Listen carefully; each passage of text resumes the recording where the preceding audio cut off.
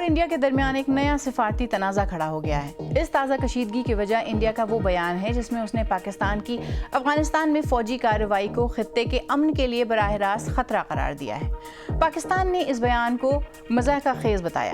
پاکستان اور افغانستان کی ایک دوسرے کے خلاف کارروائیاں مسلسل جاری ہیں، تو کیا وہ رکیں گی یا حالات مزید خراب ہوں گے؟ یہی ہماری آج کی ٹاپ سٹوری ہے۔ میں ہوں سمرہ فاطمہ اور آپ دیکھ رہے ہیں BBC نیوز اردو کا پروگرام جہانما۔ اس کے علاوہ پروگرام میں دیکھیے گا پاکستان اور انڈیا کی معروف شخصیات کا دونوں ممالک کے وزرائے اعظم کے نام خط۔ دیکھیے گا اس خط میں کیا کچھ لکھا گیا ہے۔ اور ہم سنیں گے غزہ کے ان مریضوں کے بارے میں جنہیں ہنگامی علاج کی سخت ضرورت ہے، لیکن 8 ماہ سے جاری جنگ بندی کے باوجود انہیں علاقے سے نکلنے کی اجازت نہیں۔ مضحکہ خیز اور بے بنیاد، یہ الفاظ پاکستان نے انڈیا کے اس بیان کے رد عمل میں استعمال کیے ہیں جو انڈیا نے پاکستان کی افغانستان کے اندر کارروائیوں پر دیا تھا۔ اس الفاظ کی جنگ کا آغاز اس وقت ہوا جب انڈیا کی وزارت خارجہ نے افغانستان میں پاکستان کی حالیہ فوجی کارروائی کی مذمت کی اور اسے کھلی جارحیت اور خطے کے امن کے لیے براہ راست خطرہ قرار دیا۔ لیکن یہ سب شروع کہاں سے ہوا؟ اس کشیدگی کی بنیاد وہ کارروائی ہے جو پاکستان نے گزشتہ ہفتے افغانستان کے سرحدی صوبوں پکتیا، پکتیکا اور کنڑ میں کی۔ پاکستان کے مطابق یہ کارروائی عسکریت پسندوں کے ٹھکانوں کے خلاف تھی اور اس میں تقریباً 29 عسکری پسند مارے گئے۔ تاہم افغان حکام کا کہنا ہے کہ ان حملوں میں کم از کم 36 عام شہری ہلاک ہوئے ہیں، جن میں بچے اور خواتین بھی شامل تھیں۔ BBC ان میں سے کسی بھی فریق کے اعداد و شمار کی آزادانہ تصدیق نہیں کر سکتا۔ پاکستان نے یہ کارروائی کراچی میں ہونے والے اس دہشت گرد حملے کے بعد کی جس میں سندھ رینجرز کے ہیڈ کوارٹرز کو نشانہ بنایا گیا اور 3 اہلکار ہلاک ہوئے۔ اس حملے کی ذمہ داری کالعدم تحریک طالبان پاکستان کے ایک الگ ہونے والے دھڑے جماعت الاحرار نے قبول کی تھی۔ پاکستان کا موقف ہے کہ اس کے خلاف حملے کرنے والے عناصر افغان سرزمین پر پناہ لیے ہوئے ہیں، جبکہ طالبان ان الزامات کو مسترد کرتی ہے۔ اس دوران انڈیا اور پاکستان کے 100 سے زیادہ ممتاز شہریوں نے دونوں ممالک کے وزرائے اعظم سے مشترکہ اپیل کی ہے کہ وہ باہمی مذاکرات، سفارتی تعلقات، تجارت اور عوامی روابط کی بحالی کے لیے عملی اقدامات کریں۔ ٹرینڈنگ میں آج اسی بارے میں بات کرتے ہیں۔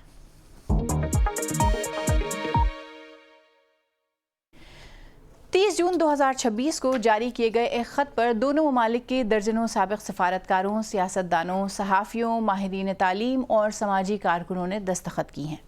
اس خط میں کہا گیا ہے کہ دونوں ممالک کے درمیان دہائیوں سے جاری کشیدگی نے سماجی، معاشی اور انسانی سطح پر بھاری قیمت وصول کی ہے، لہٰذا اب وقت آ گیا ہے کہ تنہائی کے بجائے روابط، عداوت کے بجائے مکالمہ اور تصادم کے بجائے تعاون کا راستہ اختیار کیا جائے۔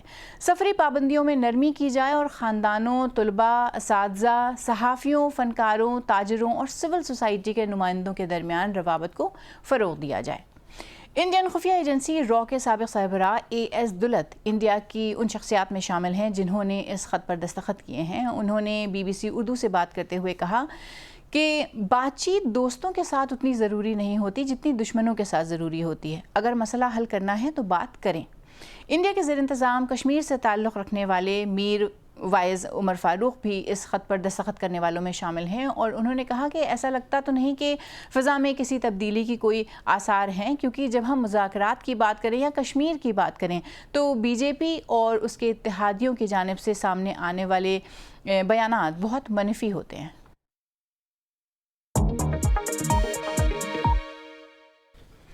اور اس پوری صورتحال پر بات کرنے کے لیے اس وقت ہمارے ساتھ کراچی سے موجود ہیں بین الاقوامی امور کی تجزیہ کار ڈاکٹر ہما بقائی۔ ڈاکٹر صاحب بہت شکریہ ہمیں جوائن کرنے کے لیے۔ سب سے پہلے ہمیں یہ بتائیں کہ پاکستان اور افغانستان کے درمیان کافی عرصے سے جاری جھڑپیں یہ رکیں گی یا حالات اب اور مزید بدتر ہو جائیں گے یہاں سے؟ دیکھیے 2022 سے یہ سلسلہ شروع ہوا اور پھر ایک دفعہ ترکیہ نے اور قطر نے بہت کوشش کر کے رکوایا عید کے اراؤنڈ۔ اس کے بعد ایک بہت اچھی انیشیٹو چائنا کی طرف سے آیا جس سے کوئی 3 مہینے تک ایک لل رہا، لیکن اس کے بعد یہ تقریباً ایک روٹین ہو گیا ہے۔ اور جو اس وقت ایسکیلیشن ہوئی ہے اس میں یہ چیز سامنے آئی ہے کہ افغانستان کی طرف سے بھی ہمارے یہاں ڈرون اٹیکس ہوئے ہیں جن کو فوری طور پہ ڈیٹیکٹ کر لیا گیا اور پھر ان کا جواب بھی دیا گیا۔ پاکستان اٹیک کرتا ہے افغانستان کے اندر جب اس کے پاس قوی شواہد ہوتے ہیں اس بات کے کہ وہاں سے لوگ ملوث ہیں. موسٹ ریسنٹلی ابھی ہوا، کیونکہ جیسے آپ نے ذکر کیا اپنی خبر میں کہ کراچی مطلب جو ہیٹ سمجھیے جو دل ہے کراچی کا، وہاں پر یہ حملہ ہوا. پھر وہاں سے ایک زندہ ٹیررسٹ بھی پکڑا گیا اور اس نے اقرار کیا ان باتوں کا. لیکن اگر آپ ان تمام باتوں کو چھوڑ بھی دیں تو انٹیلیجنس ہے پاکستان کے پاس، جہاں انہوں نے فون کالز پکڑی ہیں. ٹھیک ہے اور ڈاکٹر وہ صاحب، فون کالز ہم یہ بھی سمجھنا چاہتے ہیں کہ افغانستان میں طالبان کی جب حکومت آئی تو اس تبدیلی کا پاکستان نے خیر مقدم کیا تھا، تو پھر حالات اس قدر خراب کیسے ہو گئے؟ دیکھیے بالکل خیر مقدم کیا تھا، بلکہ ہمارے یہاں تو تقریباً ایک جشن تھا کہ کیونکہ ہمیں لگا کہ فرینڈلی حکومت ہے اور پاکستان کے ساتھ تعلقات جو ہیں وہ مزید بہتر ہو جائیں گے.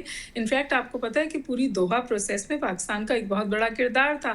لیکن جس طور صورتحال آگے بڑھی، مجھے بار بار انڈیا کو اس کانورسیشنز میں لانا پڑتا ہے، تو پاکستان کے ساتھ تعلقات ٹینس ہوتے گئے، کیونکہ جو تحریک طالبان پاکستان ہے اس کی جو وہاں پر پشت پناہی ہے افغان طالبان کی، وہ اب پاکستان کے لیے تقریباً سمجھیے برداشت سے باہر ہو گئی ہے. اور اب ہم پاکستان میں بھی دیکھیے بہت عرصے تک یہ اسٹریٹجک کنفیوژن تھا، گڈ طالبان بیڈ طالبان، پر در حقیقت تو ایک ہی سکے کے دو رخ ہیں یہ، اور وہ ان کو دیتے ہیں پناہ. جی، پاکستان اور انڈیا کی جو ممتاز شخصیات ہیں، جیسا میں نے ذکر کیا، دونوں نے وزرائے اعظم سے یہ مطالبہ کیا ہے کہ بات چیت کریں. کیا بات چیت ممکن بھی ہے اس وقت دونوں کنٹریز کے بیچ؟ دیکھیے بات چیت بالکل ممکن ہے، لیکن کچھ چیزیں ایسی ہیں جن کا اشارہ ان کے طرف سے بھی آیا ہے، اور وہ ہے مودی حکومت.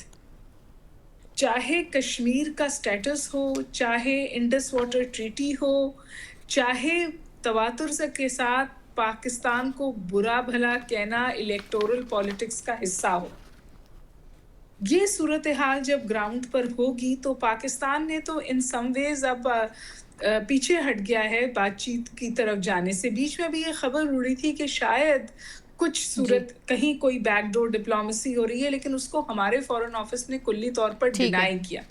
زمین تیار نہیں ہے ابھی اس کے لیے. بہت شکریہ ڈاکٹر صاحب ان تفصیلات کے لیے.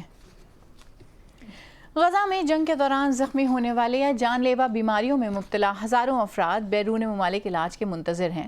بین الاقوامی امدادی اداروں کا کہنا ہے کہ اسرائیل اب بھی غزہ میں دواؤں اور میڈیکل سامان کی فراہمی پر پابندی عائد کیے ہوئے ہے.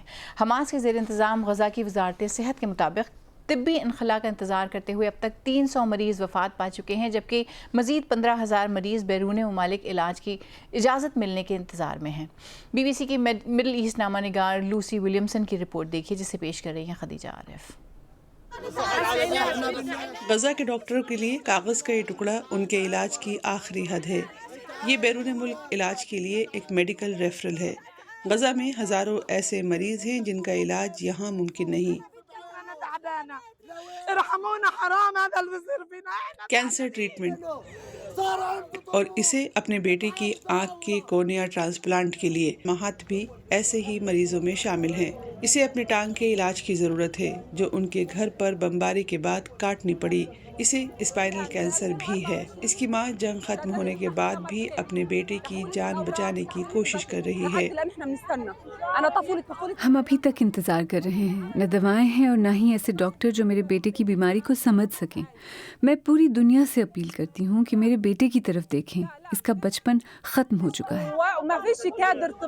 جنگ بندی کے 8 ماہ بعد بھی غزہ کا صحت کا نظام تباہ حال ہے. امدادی اداروں کا کہنا ہے کہ بیرون ملک علاج کے منتظر مریضوں کی لمبی فہرست اس بحران کی نشانی ہے، اور اسرائیل اب بھی کچھ طبی سامان غزہ پہنچانے پر پابندیاں لگا رہا ہے. جن لوگوں کو باقاعدگی سے ڈائلائسس کرانا ہوتا ہے ان کے لیے حالات بہت خراب ہیں. جس مریض کو ہر 2 یا 3 دن بعد ڈائلائسس کی ضرورت ہوتی ہے، اب اسے صرف ہفتے میں ایک بار علاج مل رہا ہے، کیونکہ اسپتالوں کے پاس وسائل کافی نہیں ہیں. یہی حال کینسر کے مریضوں کے ساتھ ہے. طبی سامان کی کمی کی خبروں پر اسرائیل نے کہا کہ جنگ بندی کے بعد سے 17,000 ٹن میڈیکل ایڈ غزہ پہنچ چکی ہے، جس میں ویل چیئرز، کینسر کی دوائیں، ایکس رے مشینیں اور ڈائلسس کی مشینیں شامل ہیں۔ اسرائیل کا کہنا ہے کہ بین الاقوامی امدادی اداروں کی جانب سے بھیجی گئی ہر دوا کی درخواست منظور کی گئی ہے۔ جب ڈاکٹروں نے آمینہ ابو القاس کو بیرون ممالک علاج کے لیے بھیجنے کی سفارش کی تو ان کے بیٹے صبا نے کہا، عارفين انه في اي لحظه ممكن ان يتوفاها الله۔ ہمیں معلوم تھا کہ کسی بھی وقت اللہ انہیں اپنے پاس بلا سکتا ہے، لیکن ہمیں یہ امید بھی تھی کہ شاید کسی بھی لمحے کوئی معجزہ ہو جائے اور ہمیں فون آئے کہ اپنا سامان تیار کریں، آپ کو کراسنگ کے راستے سفر کرنا ہے۔ كل شيء لاننا تكيفنا مع كل ہر روز خاندان اس خبر کا انتظار کرتا رہا کہ علاج کے لیے جگہ مل گئی ہے اور تمام سیکیورٹی چیکس مکمل ہو گئے ہیں۔ حقيقه وانتظرنا ہم نے بہت عرصہ انتظار کیا مگر کوئی جواب نہیں آیا۔ میری والدہ کا چند ہفتے پہلے انتقال ہو گیا اور ان کی وفات کے 2 ہفتے بعد مجھے اسپتال سے فون آیا کہ ان کے کاغذات تیار ہو گئے ہیں۔ تاتوا وتستلموها۔ غزہ کی ہیلتھ منسٹری کے مطابق علاج کے لیے باہر بھیجے جانے کا انتظار کرتے ہوئے اب تک 300 مریض زندگی کی بازی ہار چکے ہیں۔ صبا نے کہا، یہی سب کچھ بتا دیتا ہے کیونکہ غزہ کا مریض دنیا کے کسی بھی دوسرے مریض سے مختلف ہے۔ یوکرین کے دارالحکومت کیف پر روس نے ایک بڑا فضائی حملہ کیا ہے جسے شہر کے میئر ویتالی کلچکو نے کیف پر اب تک کا سب سے بڑا حملہ قرار دیا ہے۔ حکام کے مطابق بیلسٹک اور کروز میزائلز اور ڈرون سے کیے گئے ان حملوں میں کم از کم 18 افراد ہلاک اور 50 سے زیادہ زخمی ہو گئے ہیں، جن میں بچے بھی شامل ہیں۔ شہر کے شمال مشرق میں ایک 9 منزلہ رہائشی عمارت منہدم ہو گئی اور امدادی کارکنوں کو خدشہ ہے کہ کئی افراد اب بھی ملبے تلے دبے ہیں۔ ایک ہوٹل اور ایمبولینس اسٹیشن کو بھی نشانہ بنایا گیا جس سے طبی عملہ زخمی ہو گیا۔ اور ان اطلاعات کے بعد کہ روس ایک بڑے حملے کی تیاری کر رہا ہے، یوکرینی صدر زیلنسکی نے آئرلینڈ کا دورہ مختصر کر دیا تھا۔ روس کا کہنا ہے کہ اس نے فوجی اور توانائی کی تنصیبات کو نشانہ بنایا، جبکہ یوکرین کا اصرار ہے کہ رہائشی عمارتیں اور عام شہری نشانہ بنیں۔ میئر ویٹالی کلچکو نے کل 3 جولائی کو یوم سوگ قرار دیا ہے۔ یہ دارنتسکی ضلع کی ایک عمارت ہے جس کا ایک حصہ تباہ ہو گیا ہے۔ تلاش اور امدادی کارروائی جاری ہے اور لوگوں کو ملبے تلے ڈھونڈا جا رہا ہے۔ ان میں ایک 15 سالہ لڑکی اور اس کا خاندان بھی شامل ہے۔ یہ کیو پر اب تک کا سب سے بڑا حملہ ہے۔ اور اب ایک نظر ڈالتے ہیں دنیا بھر کی باقی خبروں پر۔ یورپی یونین کی اعلیٰ ترین عدالت نے گوگل کی مالکانہ حق رکھنے والی کمپنی الفابیٹ پر عائد کیے گئے 4.7 ارب ڈالر کے ریکارڈ جرمانے کو برقرار رکھا ہے۔ کمپنی نے 2018 میں یورپی کمیشن کی جانب سے عائد کردہ جرمانے کو ختم کرنے کی درخواست کی تھی۔ یہ جرمانہ گوگل کی جانب سے اپنے اینڈرائیڈ ماڈل آپریٹنگ سسٹم کے ذریعے حریف کمپنیوں کی راہ روکنے سے متعلق تھا۔ محققین نے خبردار کیا ہے کہ آئندہ چند برسوں میں مختلف کمپنیاں جن 17 لاکھ سیٹلائٹس کو خلا میں بھیجنے کا ارادہ رکھتی ہیں ان سے آپٹیکل ایسٹرونومی کو شدید فضائی نقصان پہنچے گا۔ یورپین سدرن آبزرویٹری کے تحقیق کے مطابق اگر مدار میں اتنی بڑی تعداد میں روشن مصنوعی سیارے موجود ہوئے تو زمین سے دوربینوں کے ذریعے کائنات کا مشاہدہ کرنے کی ہماری صلاحیت صرف متاثر ہی نہیں ہوگی بلکہ اسے کھونے کا بھی خطرہ ہے۔ جمہوریہ کانگو میں ایبولا کی وبا مسلسل پھیل رہی ہے اور اب تک 1300 سے زیادہ افراد اس سے متاثر ہیں اور 377 سے زیادہ ہلاک ہو چکے ہیں، مگر بعض مریض صحت یاب بھی ہوئے ہیں جو اب اس وبا پر قابو پانے کے لیے سرگرم طبی عملے اور امدادی ٹیمز کے لیے امید کی کرن بن کر ابھر رہی ہے۔ بی بی سی کی این سوئی کی رپورٹ دیکھیے جسے پیش کر رہی ہیں عالیہ ناز کی۔ ایک مریض کی صحت یابی کا جشن۔ عام طور پر طبی عملہ اس طرح کا جشن نہیں مناتا، لیکن بات کچھ ذاتی سی ہے۔ انہوں نے یہاں مونگ بوالو میں وبا کے ہاتھوں اپنے ساتھیوں اور برادری والوں کو مرتے دیکھا ہے۔ 49 سالہ ڈینیل کٹامبالا اس مرکز میں ایبولا سے صحت یاب ہونے والے دوسرے مریض ہیں۔ ان کے لیے یہ معجزے سے کم نہیں۔ اب بہت بہتر ہوں۔ یہ انتہائی خوفناک بیماری ہے، میں بہت کمزور ہو گیا تھا۔ خدا کا شکر ہے اب میں ٹھیک ہوں، کرم ہے اس کا، الحمدللہ۔ گھر جاتے ہوئے وہ یہ حوصلہ افزا پیغام بھی ساتھ لے جا رہے ہیں کہ ان کی کمیونٹی اس وبا کو شکست دے سکتی ہے۔ ان کی صحت یابی سے یہاں کے طبی عملے کے حوصلے بڑھ گئے ہیں۔ اس وبا نے ہماری کمیونٹی کو شدید متاثر کیا ہے۔ بہت سے لوگ مر گئے. شروع میں لوگوں کی طرف سے مزاحمت بھی تھی. وبا کے ابتدائی دنوں میں یہاں کا ایک آئسولیشن یونٹ بھی متاثر ہوا تھا. اس غیر معمولی وبا نے جمہوریہ کانگو کے شمال مشرق میں واقع کان کنوں کے پہاڑوں اور جنگلات سے گھرے اس قصبے کو ہلا کر رکھ دیا ہے. یہاں کی سونے کی کانیں فضا سے صاف نظر آتی ہیں. یہاں زیادہ تر کام چھوٹے پیمانے پر کان کن کرتے ہیں. ایبولا اس کمیونٹی سے باہر بھی پھیل چکا ہے. ایک اور مرکز روامپارا ہے. یہاں بنا کسی وجہ کے اموات نے خوف اور طیش کو جنم دیا. اب تقریباً 1 ماہ بعد لوگ اس وبا سے زیادہ آگاہ ہیں، مگر اسے قابو میں رکھنا اب بھی بڑا چیلنج ہے. میریل گاہنڈو ایک طبی کارکن ہے. پہلے ان کے ننھے بچے کو ایبولا ہوا اور پھر وہ خود اس کا شکار ہو گئی. میرے بیمار پڑنے سے پہلے میرا بچہ بیمار پڑا. اسے بخار اور ڈائریا ہو گیا تھا. علاج کے 2 ہفتے بعد اب وہ کافی بہتر ہے. ڈاکٹرز کا کہنا ہے کہ اب دونوں خطرے سے باہر ہیں، لیکن ڈسچارج ہونے سے پہلے 2 بار ان کا ایبولا نیگیٹو آنا ضروری ہے. میں نے ایک شفاف شیشے کے پیچھے سے ان سے بات کی جس کے گرد پردے لگے ہوئے تھے.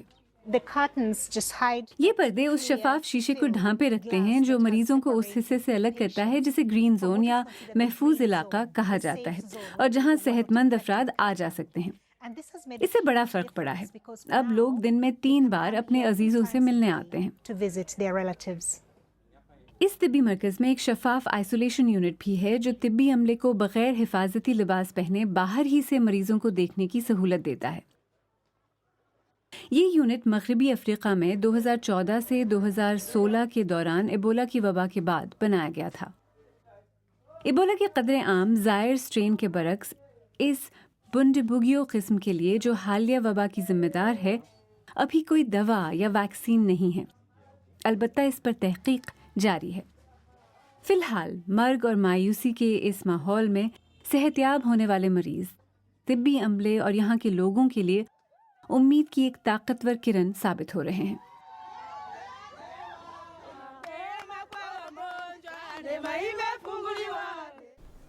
تو آج BBC نیوز اردو کے پروگرام جہاں نما میں بس اتنا ہی. کل آپ سے پھر ملاقات ہوگی. سمرا فاطمہ کو اجازت دیجیے.